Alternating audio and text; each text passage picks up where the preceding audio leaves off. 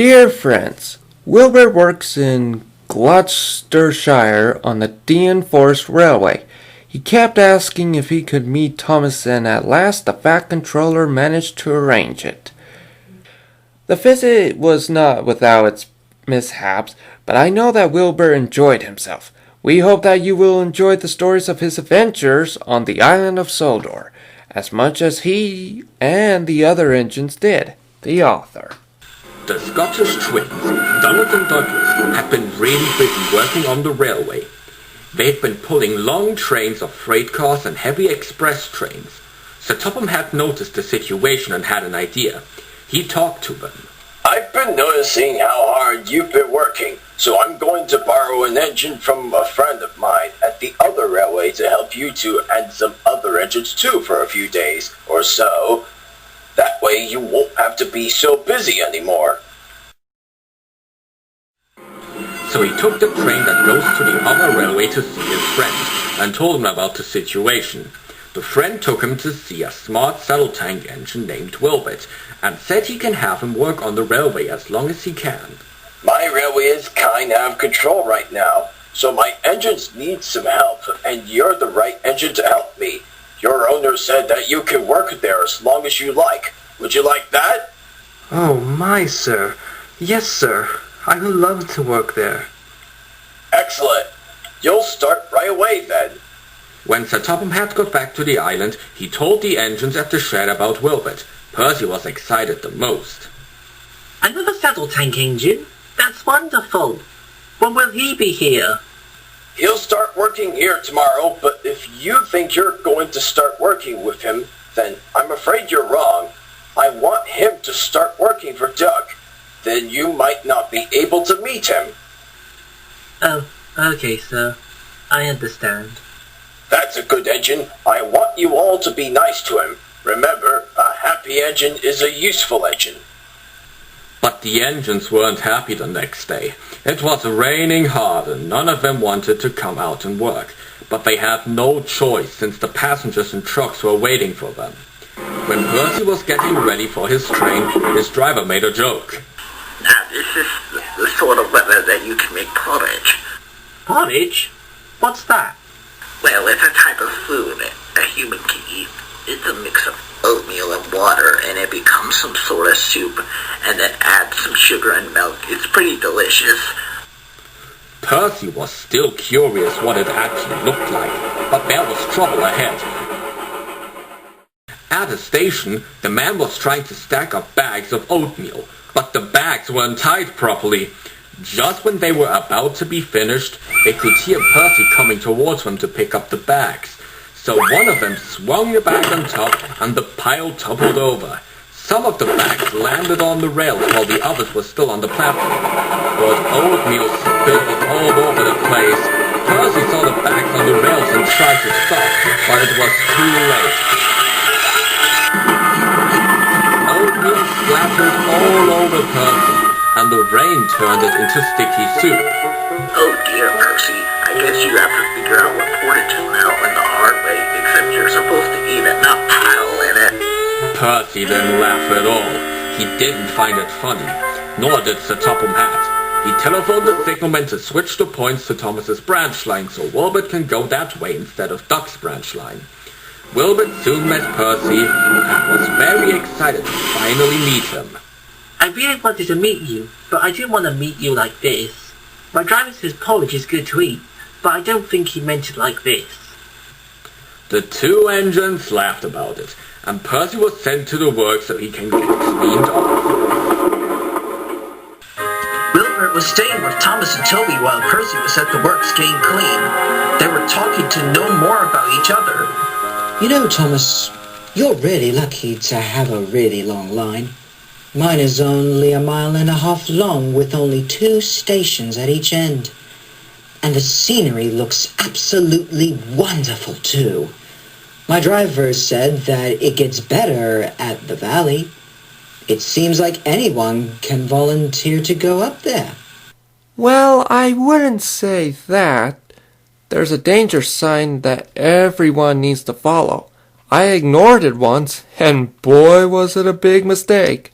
I fell down a mine, and it's one of the biggest regrets I have ever had.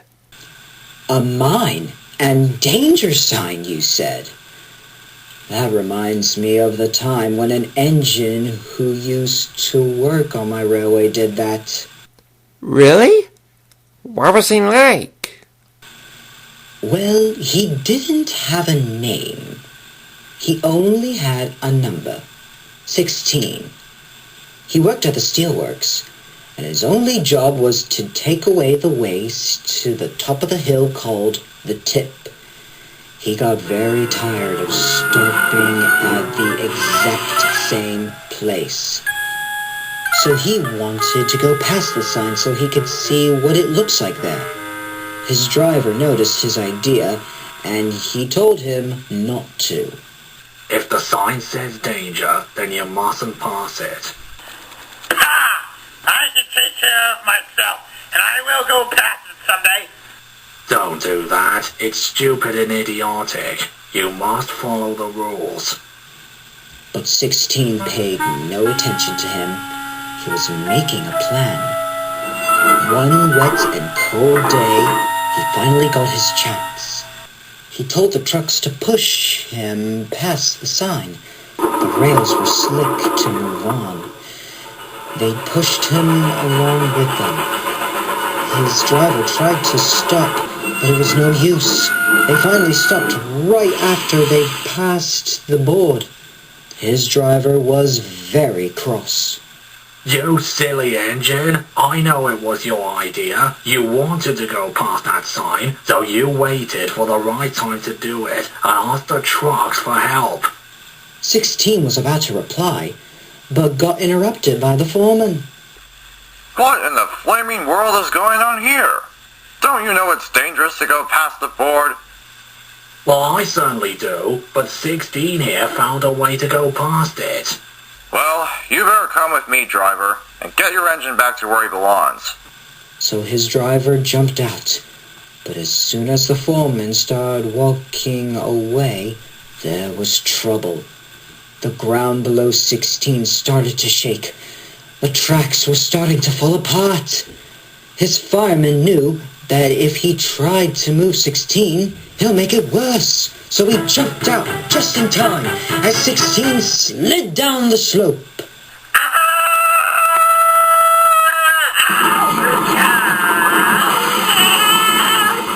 Luckily, no one was hurt, but 16 lay there in disgrace. Thomas and Toby were shocked to hear about the event. So what happened next? Was he saved after that? Oh, don't worry. He was lifted back onto the rails, and after that, he was bought from another railway, and probably for the best. Thomas and Toby agreed, and the three engines soon went to sleep. Wilbert will be very busy working on the island for the next few days. Near Thomas's branch line, there's a dairy place where all the milk goes, so little bottles of milk for people to drink are made. Along with making some cheese, every afternoon a special load of milk is being delivered so workers at the place can work on making the products. Percy is usually the first engine to take the load to the junction, but since he was away, Wilbert had to do it. Thomas explained everything about it to him. There's a hose pipe full to put in the tankers. It should always be ready by the time you arrive, so it can do its thing, but you better remind yourself that it's full of milk, not water. Thank you, Thomas. That does sound pretty easy for me to do. Wilbert tried so hard to remember everything that Thomas told him. The next day, he was in a bright mood. He was more powerful than Percy was, so he was able to pull the load quite easily. Thankfully, the trucks were behaving well, so that made things easier for Wilbert, and they were talking about him too. Jolly strong, even stronger than ideas. He's strong, he is. We better not mess with this guy. Who knows what he would do to us? Like what Oliver did to Scruffy that one time. That's a fair point. We don't want that happening to us. Everything went really well for Wilbert, and there were no problems at all. One day he dropped off some stone to the harbor and was stopping at a station that was by the dairy. James was there. He never seen Wilbur before, so he was happy to finally meet him. Hello, you must be Wilbert. My name is James. How is everything going for you so far? Well, everything's going pretty good for me right now. Thanks for asking. And he told him about the things he's been doing on the island. Well, I'm proud to hear all that. Just don't let the trucks push you around. They can be mischievous. Goodbye. Wilbur was happy that he talked to James, but when he was moving again, there was trouble. Your water tank is almost empty. We should have got some water from the water tower. Don't worry. I believe there's a water tank close by. We can use that. I hope you're right about this, Wilbert. Thankfully, there was a water tower by the junction, or so they thought. His fireman put the tube in his tanker, and his driver was talking to him. But before the fireman could reply, he was interrupted by Wilbert.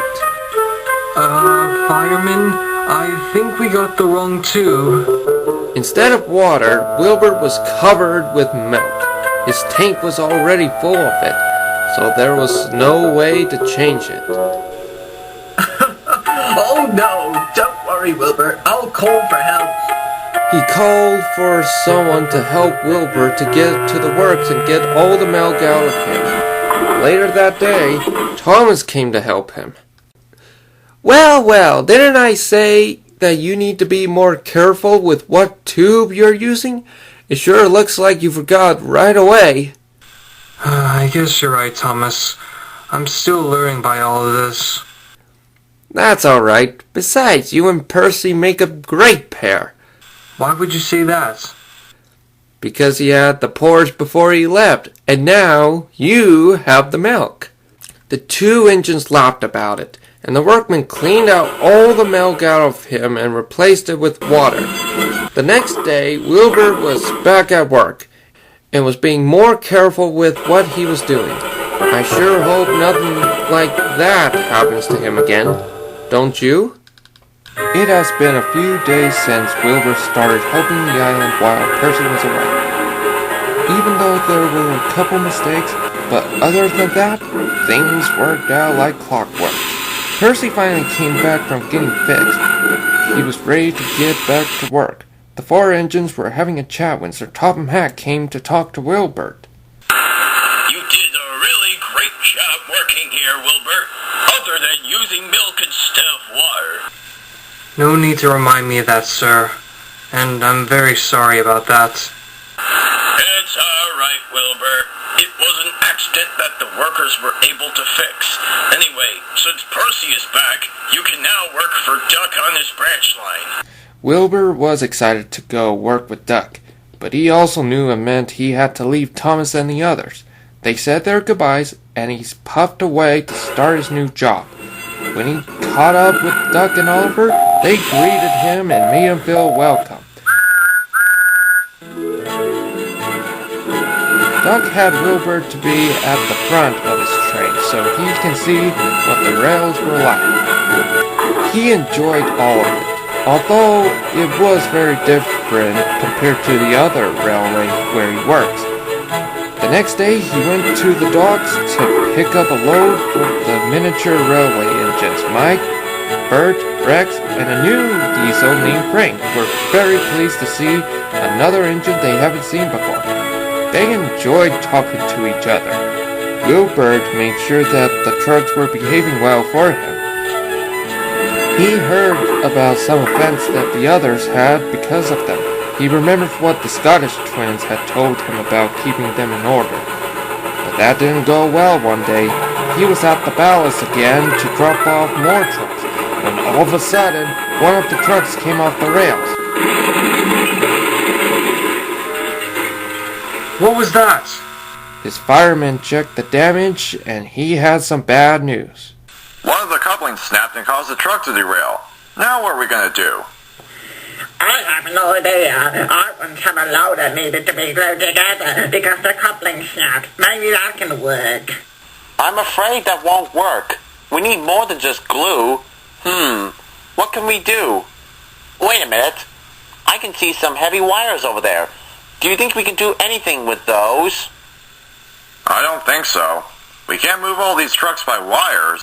But what about pulling just one truck? That won't be too heavy at all. The station master heard everything and agreed to help. That's a great idea. I'll call for a crane to put the truck back on the tracks. Soon the truck with a missing coupling was put back on the tracks. Once that happened, Wilbert's crew was putting the wires between the truck and Wilbert and made sure it was tight enough. Once it was, Wilbert was clear to go. Okay now, Wilbert. Go slow and be gentle. Wilbur was slowly puffing backwards. The wires were stretching and he put the truck in another siding. Then his crew untied the wires and he went back to take care of the other trucks. He was hooked up to the load and he was able to continue his journey without any more problems. He made it to the station, late but safe. Sir Tullamhat was there to make sure he was all right and talk to him. We hope that your line there is successful as it is here. When Wilbur was on his way back to his line, Thomas, Percy, Toby, and Daisy were waiting for him to pass by so they can say goodbye. At last, Wilbur was on his way and he saw the others. He gave a big whistle and he said, Thank you very much. I sure had a wonderful time working here, but I'm looking forward to coming back to my railway.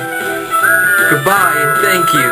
And with one final whistle, he went around the bend and over the border. And the engines would always remember that there was once an engine named Wilbert who helped them around.